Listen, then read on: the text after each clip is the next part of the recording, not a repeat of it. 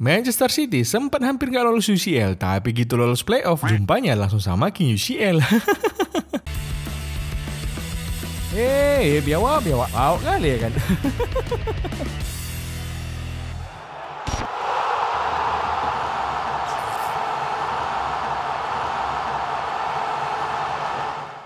Oke kawan-kawan, hari ini aku mau cerita sekilas tentang drawing playoff Liga Champions yang udah diundi kemarin itu. Sebelum kita bahas drawingnya, agak kita rekap dulu lah matchday terakhirnya ya kan. Ada Bayern Munchen yang berhasil menang lawan Slovan Bratislava dengan skor 3-1. Lewat gol Thomas Muller, Harry Kane dan Kingsley Coman yang cuma dibalas dari Marco Toli pada menit ke-90.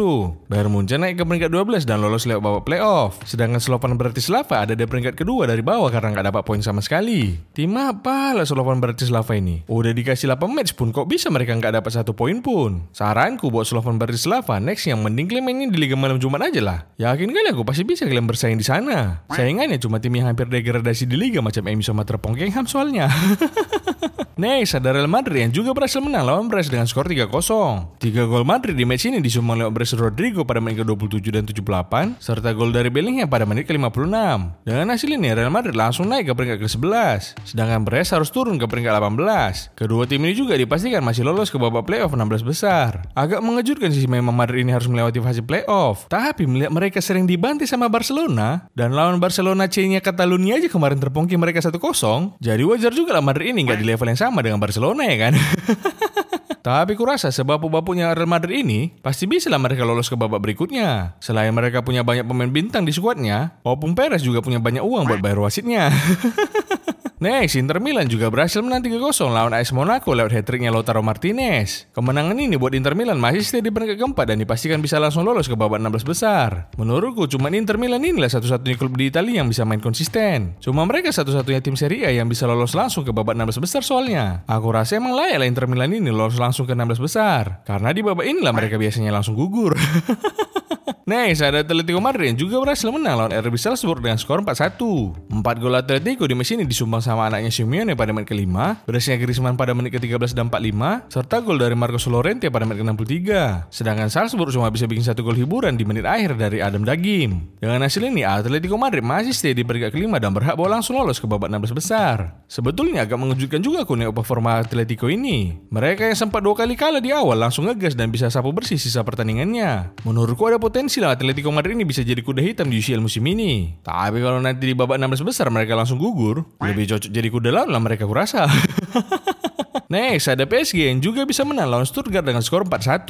4 gol PSG di match ini dicetak oleh Bradley Barcola pada menit ke-6 dan hat-trick dari Ousmane Dembele pada menit ke-17, 35 dan 54. Sedangkan Stuttgart cuma bisa bikin 1 gol balasan. Itu pun dari gol bunuh diri dari William Pacho pada menit ke-77. Dengan hasil ini PSG naik ke peringkat 15 dan berhak lolos ke babak playoff 16 besar. Sedangkan Stuttgart harus turun ke peringkat 26 dan bikin mereka nggak lolos ke babak selanjutnya. Menurutku mending ini tadi langsung digugurin aja lah dua-duanya. Percuma juga PSG ini lolos. Tetap nggak bakalan juara juga nih mereka soalnya. Next, ada Arsenal yang berhasil mengalahkan Girona dengan skor tipis 2-1. Girona sempat unggul duluan lewat Arnaud dan Juma pada menit ke-28. Tapi Arsenal bisa langsung balas 2 gol lewat voucher penalti Jorginho dan gol Ethan Nwaneri. Dengan hasil ini, Arsenal masih stay di peringkat ketiga dan bisa langsung lolos ke babak 16 besar. Tapi cemana lah ya Arsenal ini ku bilang? Kayaknya mereka lebih berpeluang juara kalau sistemnya itu kayak turnamen MOBA gitu. Ada lower bracketnya. Kalau kalah nggak langsung gugur. Soalnya kalau sistemnya liga atau knockout kayak gini, memang lolos mereka ke 16 besar, tapi belum pasti juga mereka masuk ke 8 besar ya kan. Next, ada Juventus yang berselema dan kalah lawan Benfica dengan skor 0-2. 2 gol Benfica di match ini dicetak oleh Vangelis Pavlidis pada menit ke-16 dan Orkun Kokcu pada menit ke-80. Dengan hasil ini Benfica naik ke peringkat 16 dengan 13 poin, sedangkan Juventus harus turun ke peringkat 20 dengan 12 poin. Walaupun hasilnya beda, tapi kedua tim ini masih sama-sama lolos ke babak playoff 16 besar. Cuma memang pok kali lah Juventus ini. Udah ganti pelatih pun masih berselamat juga mereka mainnya. Walaupun bisa mereka lolos ke babak playoff pun, gak yakin juga aku mereka bisa lolos ke babak 16 besar. Masih lebih besar peluang orang ini sukses jadi wasit Smackdown daripada di UCL kurasa. Next, ada AC Milan yang juga harus terpongking dari Dinamo Zagreb dan skor tipis 2-1. Dinamo Zagreb unggul lewat gol Baturina yang memanfaatkan kebawaan Gabia. Tambah lagi makin susah dengan Milan harus main dengan 10 pemain karena Yunus Musa di kartu merah wasit karena jadi pemain terakhir yang bikin pelanggaran. Emang pau-pau kali lah pemain AC Milan ini. Kok macam gak mau lolos langsung ke babak 16 besar mereka soalnya. Ini otak pemain AC Milan ini kurasa mikirnya kalau ada yang susah kenapa harus yang gampang ya kan? Gol penyama dari Christian Pulisic dibalikkan lagi sama Marco Jaka pada menit ke-60. Dengan hasil ini AC Milan harus turun ke peringkat 13 dan terpaksa main di babak playoff. Memang pokok kali lah AC Milan ini. Kok bisa ada peluang buat lolos ke langsung 16 besar tapi malah mereka sia-siakan? Katanya AC Milan klub Italia tersukses di Eropa. Tapi ternyata mereka ini sama pokoknya kayak Juventus. Cuma beda warna aja. Next ada Liverpool yang kalah dari PSV dengan skor 3-2. 3 gol PSV di match ini dicetak oleh Johan Bakayoko pada menit ke-35, Ismail Sebari pada menit ke-45 dan Ricardo Pepi pada menit ke-45 tambah 6. Sedangkan Liverpool cuma bisa bikin 2 gol balasan lewat fajar penalti Cody Gakpo dan gol Harvey Elliott. Dengan hasil ini walaupun kalah, Liverpool masih stay di pucuk klasemen. Mereka udah dipastikan lolos langsung ke babak 16 besar. Tapi sebetulnya di match ini Arne Slot udah gak minat buat menang. Dia cuma bawa beberapa pemain senior dan sisanya dari tim akademi. Bahkan pemain starter yang dibawa pun cuma Cody Gakpo sama Robertson. Sisanya pemain yang jarang dikasih main macam Chiesa, Endo dan Tsimikas. Tapi memang layak Liverpool ini buat diperhitungkan buat jadi juara Liga Champions musim ini. Soalnya kalau yang layak diperhitungkan utangnya itu Barcelona. Next ada match seru antara Barcelona versus Atalanta yang berakhir imbang 2-2. Di match ini Hansi Flick lagi-lagi mainin si Szczesny di jadi starter. Sebetulnya agak heran juga aku, padahal kemarin dia sering blunder. Tapi kok bisa malah dimainin lagi? Oh kalau itu gampang lah Nol. Kemarin si Hansi Flick udah aku kasih 4 bungkus makanya aku bisa main terus. Barcelona ngegolin lewat gol Lamine Yamal dan Araujo yang dibalas sama Ederson dan Pasalic. Skor 2-2 pun jadi hasil akhir pertandingan ini. Dengan hasil ini Barcelona masih stay di peringkat kedua dan dipastikan lolos langsung ke babak 16 besar. Sedangkan Atalanta harus turun ke peringkat 9 dan terpaksa main di playoff dulu. Kalau aja tadi menang itu bisa itu Barcelona finish di peringkat 1. Ya walaupun cuma bisa finish di peringkat 2 tapi udah bagus lah performa Barcelona di UCL musim ini. Bahkan mereka cuma kalah 1 kali aja pas match lawan AS Monaco. Di antara 3 tim raksasa La Liga cuma Real Madrid yang harus main dari playoff dulu. Barcelona dan Atletico bisa langsung lolos ke babak 16 besar. Good job kali lah buat Barcelona ya kan. Asal janganlah pula nanti udah dikasih peluang lolos ke 16 besar langsung, malah nanti langsung gugur pula mereka dengan perut yang bunyinya gurur. Las ada Man City yang akhirnya nggak jadi gugur setelah comeback 3-1 lawan klub Brugge. Klub Brugge sempat unggul dan bikin jantung fans City berdegup karena syutingan keras Onyedika bisa menjebol gawang Ederson. Tapi di babak kedua Pep Guardiola langsung bikin perubahan dengan masukin Savinho buat gantiin Ilkay Gundogan. Dan betul aja langsung ngamuk City di babak kedua ini. Mereka langsung bisa bikin 3 gol balasan lewat Mateo Kovacic pada menit ke-53, gol bunuh diri Ordonez pada menit ke-62, dan ditutup gol Savinho pada menit ke-77. Skor pun berubah jadi 3-1 dan jadi hasil akhir pertandingan ini. Dengan hasil ini Man City langsung naik ke peringkat 22 dan bisa lolos ke babak playoff 16 besar. Biawak lah pasti nyogok City ini. Makanya si Ordonez ini bisa bikin gol bunuh diri. Udahlah fans MU kalian kok sampai bacot. Urus aja tim kalian yang hampir degradasi itu. Katanya tim kuat tapi cuma bisa main di Liga Malam Jumat. Jangan gitu lah Wak, yang wajarnya itu. Namanya aja setan merah. Cuma muncul di malam-malam tertentu mereka soalnya. Tapi bagaimanapun emang pau kali lah City ini. Bisa-bisanya mereka berselamat sampai hampir gugur di babak awal. Kalau aja City gugur tadi pasti bisa lah mereka ngikutin rekornya MU, yaitu rekor tim Manchester yang gak sanggup lolos dari babak grup tapinya. Menurutku juga kalau ditengok secara performa agak susah City ini bisa juara Liga Champions musim ini. Jadi buat fans gue, kalian gak usah berharap kalian tim kalian bisa juara UCL musim ini. Ya gimana mau dapat trofi UCL kedua? Di babak awal aja cuma peringkat ke-22. Apalagi di babak playoffnya jumpa sama habis ini lah kita bahas loh. Hasil-hasil match Liga Champions yang lainnya gak penting-penting kali lah ya. Pokoknya final table-nya kayak gini lah. Liverpool, Barcelona, Arsenal, Inter, Atletico, Bayer Leverkusen, Lille, dan Aston Villa lolos langsung ke 16 besar. Dan dari mulai Atalanta sampai klub Brugge main di playoff dulu. Sedangkan Leipzig, Girona, dan 10 tim terbawah lainnya harus gugur dari UCL. Nah sekarang kita bahas lah drawing playoff-nya ya kan. Match Liga Malam Jumat dulu lah Nol. Nggak enak bahas Liga Malam Jumat. Intinya aja lah ya, Roma menang lawan Frankfurt dengan skor 2-0. Tottenham juga menang lawan Elfsborg dengan skor 3-0. Dan MU yang menang lawan FCSB dengan skor 2-0 berhak langsung lolos ke babak 16 besar. Dengan jadi satu-satunya tim yang tidak terkalahkan di Liga Malam Jumat. Biawak anjay. Pau kali tim Liga Malam Jumat ini ya kan. Padahal trik ngalahin MU itu udah tersebar luas di YouTube klub-klub IPL. Bahkan Brighton yang dibantai 7-0 pun sama Forest aja udah berkali-kali ngalahin MU.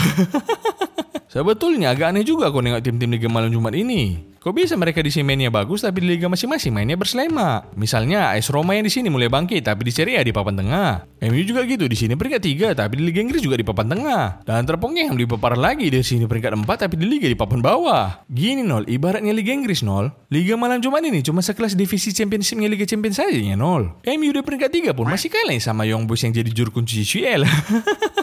Gak percaya kalian tengok inilah, udah pakai Ronaldo pun mereka lawan Young Boys, nyerah juga nya MU dulu. Dah lah, pokoknya si Liga Malam Jumat itu kayak gini lah. Dan table Liga Malam Jumat jaga kayak gini. Kalau UCL mini gak usah dibahas lah ya. Udah pasti Chelsea itu yang juara itu. Kalau nggak Chelsea yang juara, udah pok kali lah orang itu berarti. Sekarang kita bahas lah drawing playoff kemarin ya kan. Di babak playoff ini yang akan bertanding yaitu tim yang di fase Liga kemarin finish di peringkat ke-9 sampai 24. Sedangkan tim yang finish di peringkat 1 sampai 8 udah otomatis langsung lolos ke babak 16 besar. Nah, di babak playoff ini match pertama akan mempertemukan dua tim asal Prancis yaitu Brest versus PSG. Kalau cuma lawan Brest, aku rasa bakal gampang lah buat PSG bisa lolos dari babak playoff ini. Di awal-awal kemarin PSG sebetulnya agak berselemak mainnya. Mereka kalah lawan Arsenal, Atletico Madrid dan Bayern Munchen. Tapi habis itu mereka mulai bangkit dan langsung bisa menang dengan skor telak. RB Salzburg dan Stuttgart bisa mereka kubur. Sampai Manchester City pun hampir mereka bisa bikin gugur.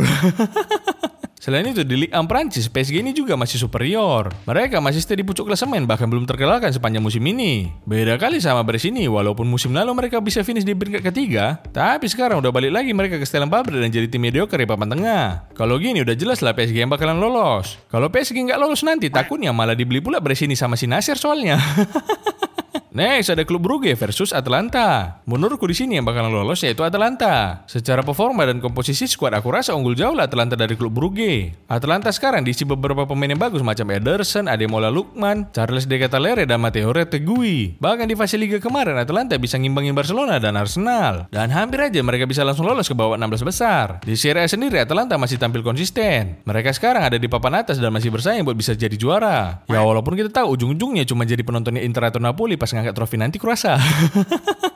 Cuma menurutku di sini Atalanta lah yang bakalan lolos. Sekalipun pemain bintang di Atalanta nggak banyak, aku rasa mereka tetap bakalan lolos walaupun nggak main serius. Orang kiper lawannya aja cuma di level cadangannya Karius.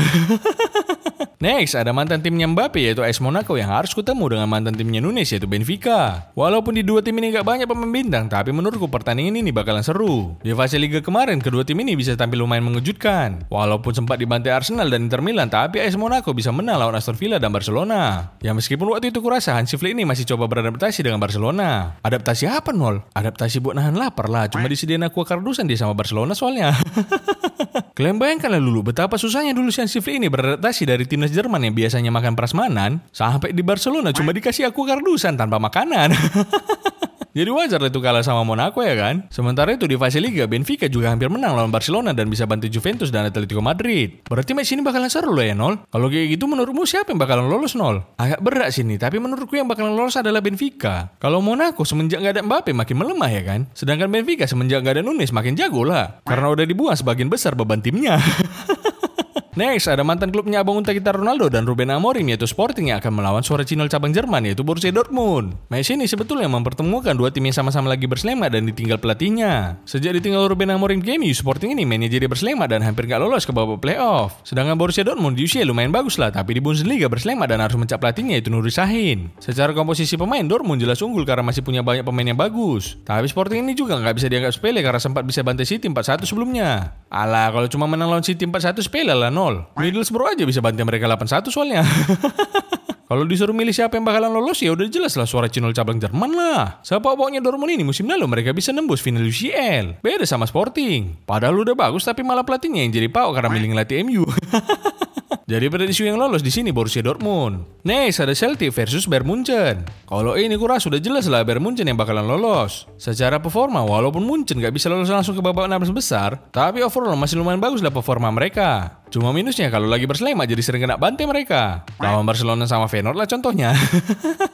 Sementara itu performa Celtic ini juga nggak ada yang istimewa. Mereka cuma bisa menang lawan tim-tim kecil macam Young Boys dan Slovan Bratislava. Makanya aku rasa udah jelas lah ini Bayern Munchen yang bakalan lolos. Hampir nggak ada peluang Celtic ini bisa menang lawan Bayern Munchen. Jangankan lawan Bayern yang di Liga peringkat 1. Lawan Dortmund aja mereka dibantai 7-1.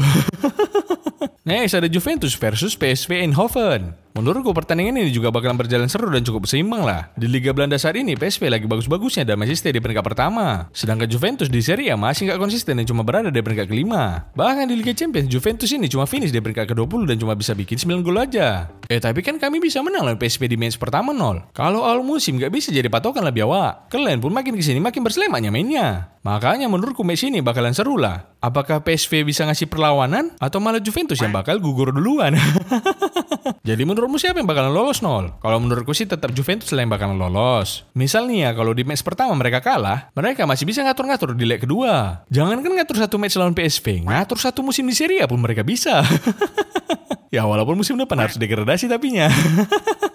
Next, ada tim 10 lain dari Italia, AC Milan yang harus berhadapan lawan Feyenoord. Kalau nengok statistik dan skuad kedua tim ini di atas kertas, aku rasa kita semua bakalan yakin lah kalau Milan bisa bakalan lolos. Di UCL musim ini mereka tampil lumayan bagus dan bahkan bisa menang lawan Real Madrid. Cuma pautnya AC Milan ini pas mereka bisa langsung lolos tanpa playoff, malah bersemak pula mereka mainnya. Sedangkan Feyenoord ini menurutku juga nggak bisa dianggap sepele. Mereka main lumayan bagus dan bisa ngimbangi City serta menang lawan Bayern Munchen. Cuma memang agak paut juga Feyenoord ini. Lawan City dan Bayern bisa mereka bikin sepele, tapi ujungnya malah dibanting 6-1 pas jumpa sama Lille. Menurutku tetap AC Milan lah di sini yang bakalan lolos. Mereka masih punya banyak pemain berkualitas macam Rafa Leao, Theo Hernandez, Christian Pulisic, dan Tijani Reinders. Bahkan saking pengennya mereka lolos, sampai striker Feyenoord si Santiago Gimenez pun mereka beli juga. Kurasa di sana si Ibra mikirnya kayak gini lah. Kalau kalian gak terlalu yakin bisa ngalahin lawannya, mending beli aja pemain andalannya. Last, ada super big match antara King UCL Real Madrid versus penguasa Liga Inggris Manchester City. Dibandingkan nonton match playoff lainnya, aku yakin kalian semua juga pasti cuma bakal nonton match ini lah. Kapan lagi lah kan kita bisa nonton dua tim favorit juara yang harus berhadapan cuma buat perkara lolos dari babak playoff ini. Ini bukan final kepagian lagi nih. Final kedini harian lah ini namanya. Soalnya secara komposisi pemain, dua tim ini bisa dibilang sebagai dua tim yang punya skuad paling bagus. Walaupun ditinggal Rodri cedera, Manchester City masih punya Erling Haaland yang disupport sama pemain macam KDB, Phil Foden, dan Bernardo Silva. Sedangkan Real Madrid bakal ngandalin Quartet Vini Junior, Kylian Mbappe, Rodrigo, dan Jude Bellingham. Walaupun sama-sama punya lini serang yang mewah, tapi pertahanan kedua tim ini kacau kali lah. Di City ada Gvardiol dan Ederson yang blunder terus. Sedangkan di Madrid ada Vazquez dan Tchouaméni yang defense-nya gak becus. Kalau di Liga Champions aku rasa Real Madrid bakalan sedikit diunggulkan lah. Kita tahu sendiri lah Real Madrid ini rajanya Eropa dan kalau main di UCL bisa langsung menggila. Apalagi musim ini City mainnya hancur kali lah. Udahlah pemainnya jadi bapuk semua di UCL pun cuma finish di peringkat ke-22. Karena mainnya bapuk kali di bursa transfer kemarin pun City langsung borong beberapa pemain. Mereka beli dua bek muda yaitu Abdul Qadir Kusanov dan Victor Reis. Sama mereka juga beli striker yang lagi gacor kali dari Frankfurt yaitu Amar Marmus. Tapi ya namanya pemain muda pasti masih belum konsisten lah ya kan. Apalagi kalau langsung dimainin jadi starter, gugup kali dia pasti. Contohnya pas si Kusanov blunder lawan Chelsea kemarin lah. Gak bisa lah aku bayangin kalau dia nanti jadi starter pas Pep lawan Madrid. Pas lawan Chelsea aja mukanya tegang kali sampai blunder. Apalagi lawan Real Madrid ya kan. Takutnya malah ngompol pula si Bio ini pas di pressing sama Vini dan Mbappe. Jadi menurutku di sini Real Madrid yang bakal lolos ke 16 besar. Agak susah aku nengok City bisa lolos di match ini. Bukan apa kan, macam mana mau menang lawan Madrid yang strikernya mewah. Lawan MU yang hampir degradasi dan strikernya macam orang-orang sawah aja mereka kalah. Cuma biarpun gitu aku berharap lah pertandingan ini seru macam musim lalu juga lah ya kan. Dan semoga lah yang terbaik yang bakalan lolos. Prediksiku boleh Los Blancos yang lolos. Tapi bukan berarti Los Gaibos nggak bisa lolos juga. Bisa. Selo, tinggal kuat-kuatan aja kalian bayar wasit. Atau nih ya kalau City mau lolos, aku punya saran yang jitu dan win-win solution. Apa sarannya Nol? Mendingan kalian beli aja tempatnya Barcelona biar langsung lolos ke 16 besar. Nah nanti biar Barcelona aja yang lawan Madrid di playoff. Yakin kali aku Barcelona mau. Udahlah dapat duit dari City, lawannya di playoff pun buat mereka easy kali. Oke lah, itu aja lah cerita dari aku. Udah dulu ya Wageng, mau cabut dulu aku. Kita tunggu aja lah hasil playoff ini, baru nanti kita bacotin prediksi sampai finalnya ya kan. Tapi bisa kupastikan ini udah bisa kali kupastikan. Yang bakalan juara di Liga Champions musim ini udah pasti bukan MU. Dadah Wageng.